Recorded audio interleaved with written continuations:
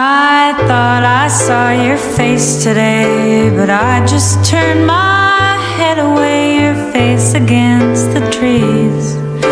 But I just see the memories as they come, and I couldn't help but fall in love again. Ya, hello twin and everyone. Pada kesempatan kali ini saya akan mempresentasikan hasil analisis dan simulasi implementasi sistem Enterprise Resource Planning atau yang sering disebut dengan ERP berdasarkan studi kasus yang telah diberikan dengan menggunakan Odoo Community Edition sebagai sistem yang diimplementasikan. Dalam video ini kita akan membahas mulai dari analisis kebutuhan sistem, pemetaan proses bisnis perusahaan ke modul-modul Odoo, hingga simulasi penggunaan sistem yang mencakup proses penjualan, pengelolaan, persediaan, pembelian, dan pencatatan keuangan dasar. Tujuan dari simulasi ini adalah untuk menunjukkan bagaimana konsep sistem informasi dan ERP yang dipelajari secara teoritis dapat diterapkan langsung di sebuah sistem terintegrasi yang digunakan oleh perusahaan. Untuk itu, mari kita mulai pembahasan implementasi ERP pada studi kasus PT Teknologi Aditama. Oke, untuk bagian yang pertama kita akan membahas proses bisnis yang diprioritaskan.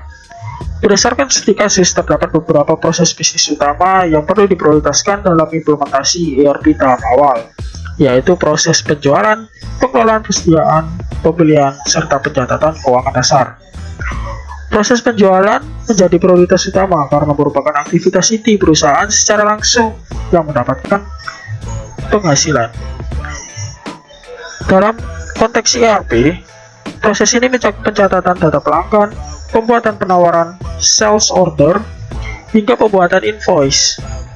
Dengan mengintegrasikan proses penjualan ke dalam sistem ERP, perusahaan dapat memastikan bahwa setiap transaksi tercatat secara sistematis dan dapat ditelusuri dengan jelas. Selanjutnya, proses pengelolaan persediaan tak luput juga menjadi prioritas penting. Proses ini berkaitan langsung dengan ketersediaan barang di gudang, baik barang yang masuk dari pembelian maupun barang keluar akibat penjualan.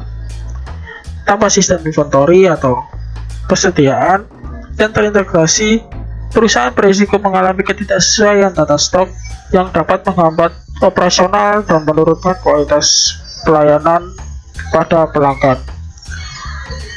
Proses pembelian juga diprioritaskan karena berkaitan dengan pengadaan barang dari vendor atau supplier. Dalam ERP, proses pembelian tidak hanya tercatat transaksi pembelian, tetapi juga terhubung langsung dengan inventory dan keuangan. Dengan demikian, setiap barang yang dibeli akan otomatis menambah stok sehingga menghasilkan catatan kewajiban pembayaran kepada vendor.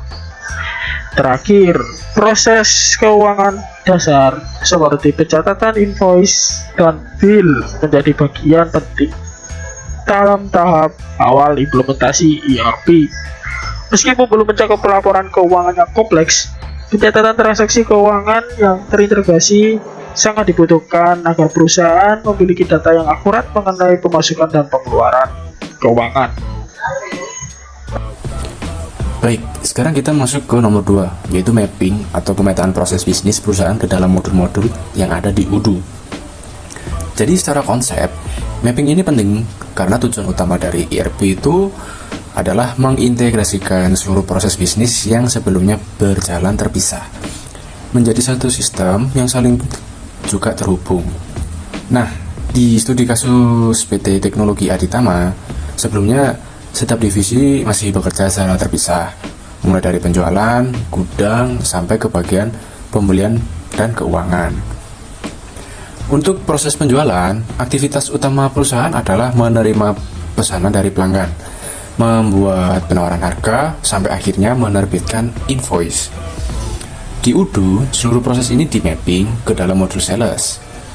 Di modul ini, kita bisa membuat quotation, kemudian mengubahnya menjadi sales order, Dan dari itu sistem akan otomatis membuat delivery, order, serta customer invoice. Jadi satu input bisa mengalir ke beberapa proses sekaligus, dan ini yang membuat kerja jadi lebih efisien. Selanjutnya untuk proses pengelolaan stok atau gudang. Perusahaan membutuhkan data stok yang real time dan akurat. Maka proses ini dimapping ke modul inventory. Modul ini berfungsi untuk mencatat jumlah barang yang tersedia, pergerakan barang masuk dari pembelian, serta barang keluar dari penjualan. Dengan adanya modul ini, bagian gudang tidak perlu lagi melakukan pencatatan manual, karena semua transaksi sudah otomatis tercatat di sistem. Kemudian untuk proses pembelian. Perusahaan sebelumnya melakukan pembelian berdasarkan perkiraan atau komunikasi manual dengan supplier. Dalam Odoo, proses ini dimapping ke modul purchase. Di modul ini, perusahaan dapat membuat RFQ atau permintaan penawaran, lalu mengubahnya menjadi purchase order. Dan ketika barang datang, sistem akan mencatat receipt atau penerimaan barang yang secara otomatis kemudian menambah stok di gudang. Selain itu, sistem juga akan menghasilkan vendor bill yang terhubung langsung ke bagian keuangan. Nah, yang terakhir, untuk proses keuangan dasar seperti pencatatan tagihan dan pembayaran, di mapping ke modul invoicing atau accounting. Modul ini menerima data langsung dari transaksi penjualan dan pembelian, sehingga invoice dan bill tidak perlu diinput ulang. Hal ini mengurangi risiko kesalahan input dan mempercepat proses pelaporan keuangan. Jadi, melalui mapping ini dapat disimpulkan bahwa setiap modul di Odoo tidak berdiri sendiri, tetapi saling terintegrasi. Penjualan akan mempengaruhi stok akan mempengaruhi kebutuhan pembelian, dan seluruh transaksi akan tercatat otomatis di sistem keuangan. Inilah yang menjadi keunggulan utama dari implementasi ERP dibanding dengan sistem manual. Nah, oke, kita sekarang lanjut ke pertanyaan soal ketika, yaitu installing modul ya. Nah, ini untuk modul-modulnya di sini. Jika sudah install Odoo dan login, nah maka akan ditampilkan seperti ini. Nah, modul-modul yang kita pakai ini ada 4, yaitu invoicing, sales, inventory, dan purchase. Nah, setelah menginstal 4 ini, maka kita akan menambahkan customer. Menambahkan customernya ada di sales, kita order customer. Nah, ini berhubung kita sudah ada 3 customer, nah tidak apa-apa, kita tambahkan lagi namanya, misal PT Prima Manufaktur Jaya. Nah, ini terserah namanya. Nah, untuk emailnya juga terserah. Ini buat lebih cepat aja ya, gini aja, tidak apa-apa.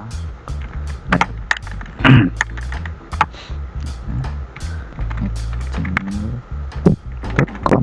Nah, untuk phone itu terserah, address juga terserah. Nah, kalau sudah, kita simpan dulu di sini. Nah, jika sudah, kita repeat lagi customer. Kita ulangi terus sampai 3 kali.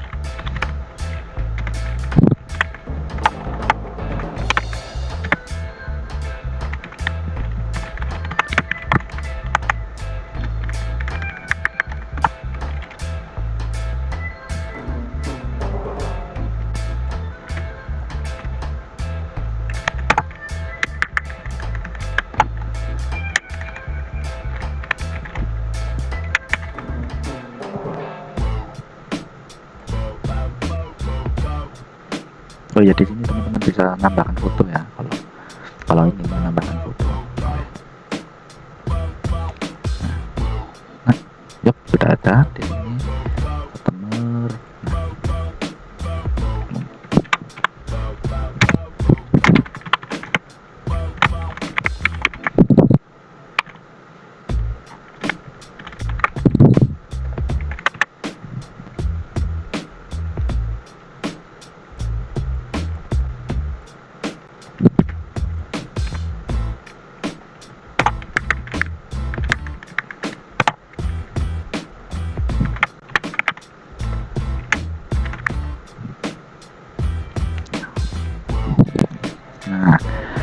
kita sudah menambahkan 3 customer. Nah, ini 3 customer. Nah, selanjutnya kita akan menambahkan oh iya, langsung saja ke sini ke inventory. Nah, untuk apa kita akan membuat satu warehouse utama ya, gudang utama. Nah, di sini di warehouse. Nah, di sini kita klik saja karena ini sudah langsung ada, kita klik saja. Nah, ini kita ganti seperti itu di kasus kita, yaitu PT Teknologi Adi Tama. Nah, short name-nya sudah TAT, sudah kita save. Nah, sekarang kita akan menambahkan yang namanya produk. Kita ke sini produk. Nah, wah, ini karena sudah ada produknya, kita nambah lagi aja. Kita akan menambahkan 5 seperti ini. Kita nambah 5. Namanya terserah apapun yang ingin ditambahkan.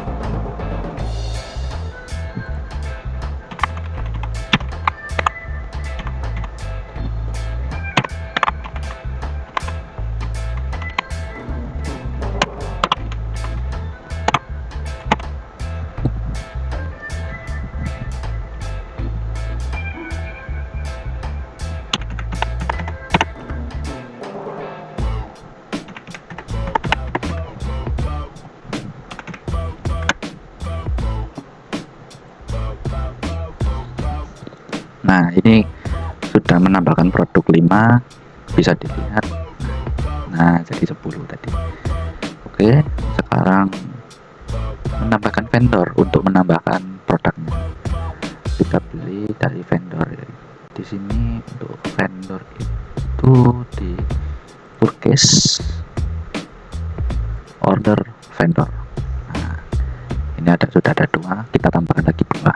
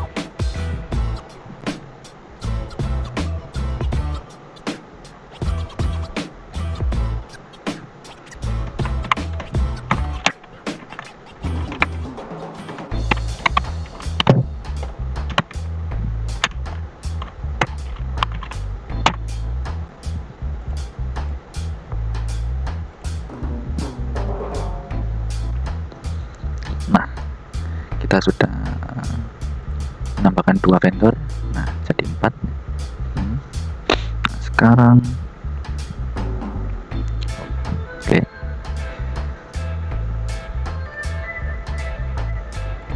Nah, kita lanjut ke nomor 4, yaitu transaksi penjualan. Kita akan ke quotation, membuat fakturnya. Nah, ini vendornya.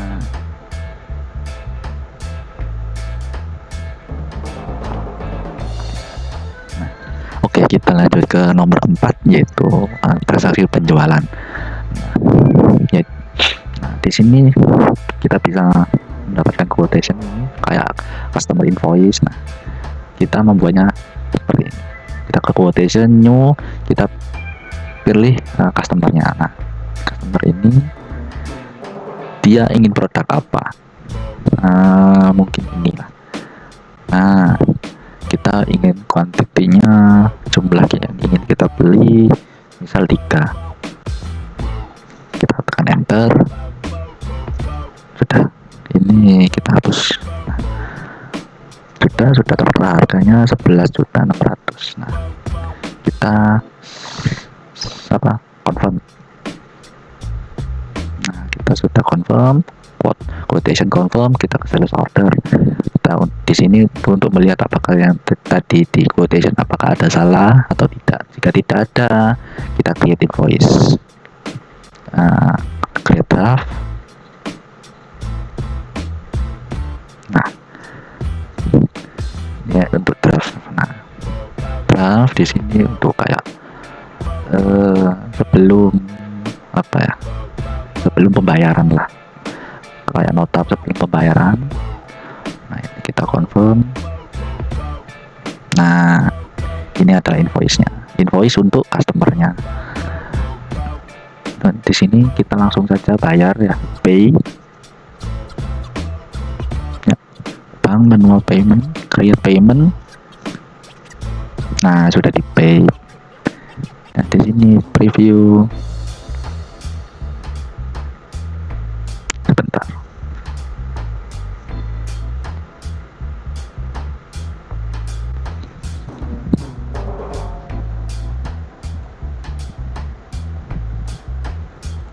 Nah, ini adalah tampilan look customer invoice-nya sesudah pembayaran. Oke. Nah, jika sudah terbayar ataupun sudah kena terdelivery, kita lihat apakah di inventory atau produk kita akan berkurang. Nah, tadi itu dia membeli yang kelima. Nah, ini kita lihat dia membeli apa? Inverter delta VFDM, kuantitinya 3. Nah, kita lihat di inventory, want to deliver. Oke, kita ready. Oh iya, validate, kan harus divalidasi dulu ya teman-teman. Validasi. Nah, dan kita lihat di produk. Nah, ternyata dia ada yang berubah. Seharusnya ini tadi 10, quality online-nya 10, karena sudah terbeli 3, maka akan berkurang menjadi 7. Begitu teman-teman. Di sini transaksi pembelian kita itu kita membeli barangnya dari vendor. Nah, kita ke purchase. Nah, ini langkah-langkahnya. Nah, request for quotation kita new. Nah, kita ngambil dari vendor mana, misal vendor ini. Nah, oke, sudah. Nah, kita minta apa, FSD tadi. Nah, kan tadi kan sudah dibeli 3 menjadi 7. Nah, kita coba mendatangkan 3 lagi. Nah, seharusnya nanti di gudang nanti akan menjadi 10 kembali. Sudah, kita confirm order. Yap, slot ini. Nah, global langsung saja kita receive kalau nggak salah. Nah, receive akan menjadi validate. Nah, ini adalah terus langkah selanjutnya itu adalah vendor bill-nya. Ingat ya teman-teman, ini tadi apa, Nusantara Control kita minta VFD. Nah, kita ke sini, kita ke vendor bill. Nah, ini sudah ada, tapi kita new aja. Nah, tadi kita ke sini terus minta mesin VFD tadi apa tuh namanya, bentar ya teman, saya lupa namanya. Inventory produk.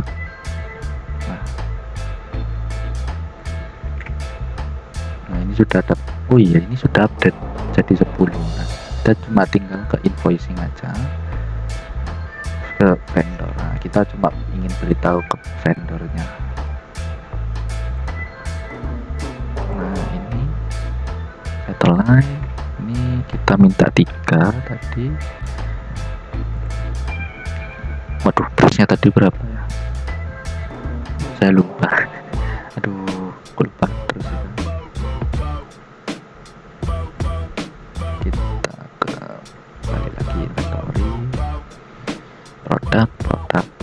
Nah, 3.500.000. 3.500.000. Oke. Invoice vendor bill. Nah, kita ke sini, line ini kita beli 3. Aduh, harganya 3.500.000 2K. Nah, kita confirm. Oh ya, bill date harus sekarang.